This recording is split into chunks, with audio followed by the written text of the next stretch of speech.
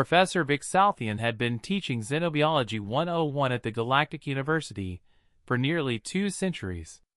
In all that time, across thousands of students from hundreds of species, the "Bring Your Pet to Class" assignment had always been a delightful educational experience. Students would arrive with their chosen companions, usually small, harmless creatures that demonstrated interesting biological adaptations. The Xentorian students brought their singing crystals. The Altarians showcased their empathic cloud wisps. The Kytherian delegation had once presented a fascinating colony of mathematical algae that solved equations through cellular division. None of that had prepared him for what the human students brought. Today, class, we'll be examining the fascinating relationships between sentient species and their chosen animal companions, Professor Vic Salthian announced, his 4 eyes scanning the assembled students with anticipation. This exercise helps us understand how different species define suitable companionship and the biological factors that influence these choices. 26 students from various worlds sat in the curved amphitheater, each with a carefully secured container holding their selected pet.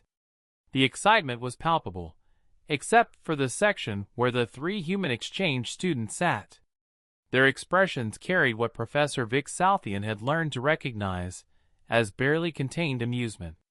"Let's begin with you, Kex Dalman," the professor said, gesturing toward a crystalline Vortax student. "Please present your companion."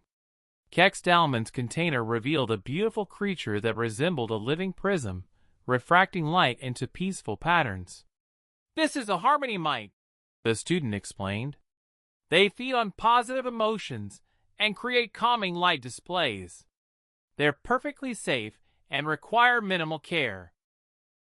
Appreciative murmurs filled the classroom as other students nodded approvingly. "Excellent choice," Professor Vic Salthian said. "Now, Zara Prime, your selection?"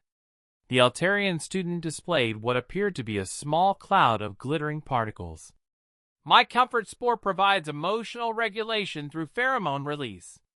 It's been bred for docility over thousands of generations." More appreciative sounds. This was proceeding exactly as Professor Vic Salthian expected. "Wonderful! Now, let's hear from our human students." He turned toward the 3 Terrans with confidence.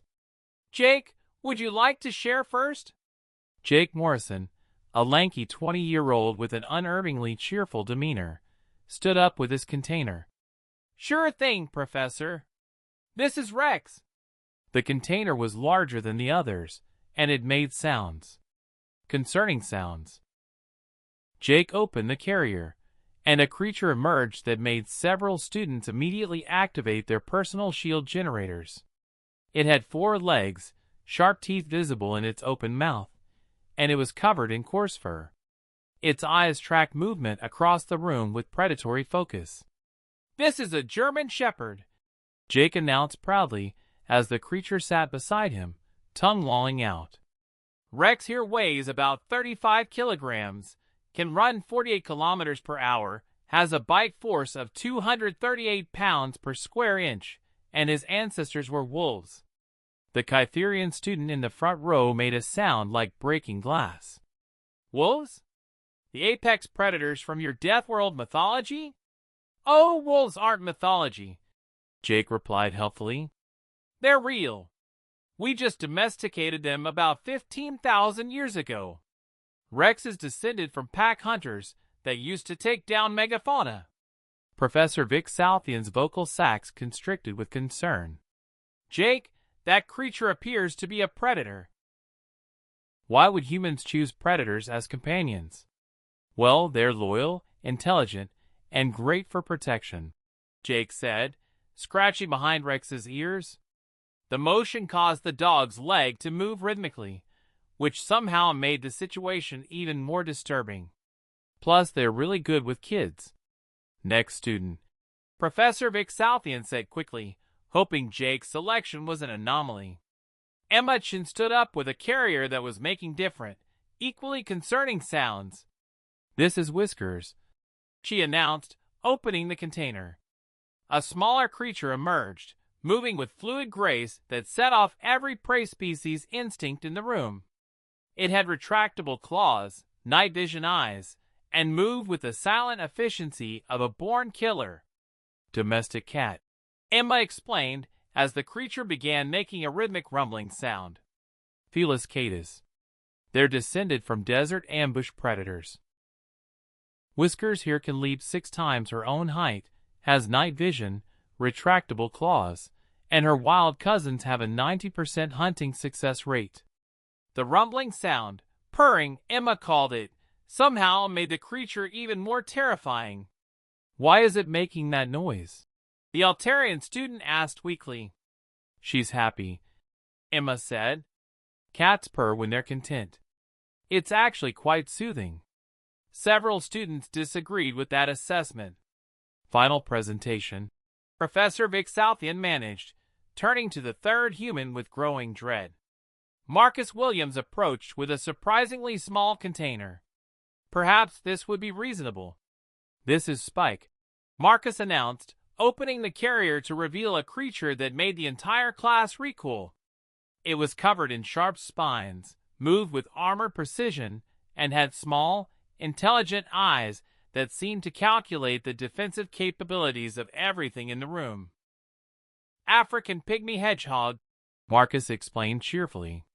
When threatened, they curl up into a ball of spines. In the wild, their bigger cousins can drive off predators much larger than themselves. Spike here weighs about 300 grams, but has an attitude that could intimidate a bear. As if responding to its name, the hedgehog made a small huffing sound and bristled its spines. 3 students quietly left the classroom. Professor Vixalthian stared at the 3 creatures that humans had chosen as ideal companions: a pack hunter, an ambush predator, and a mobile weapon system. All 3 were displaying what their human owners described as affectionate behavior. Class, he said slowly, today's lesson has been educational. We've learned that species selection for companionship varies dramatically based on environmental pressures and cultural values. He paused, watching the dog investigate a Zentorian student's bag with intense interest.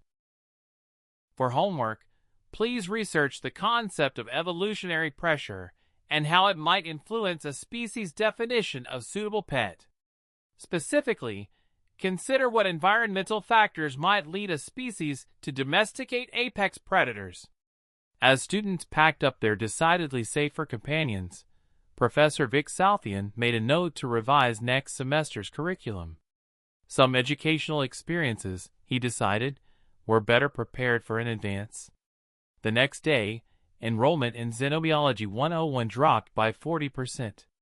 The university's medical facility reported a significant increase in requests for anxiety medication among the faculty.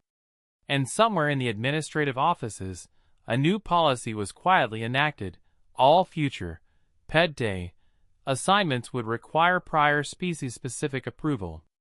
The age of human academic integration continued, leaving a trail of traumatized educators in its wake.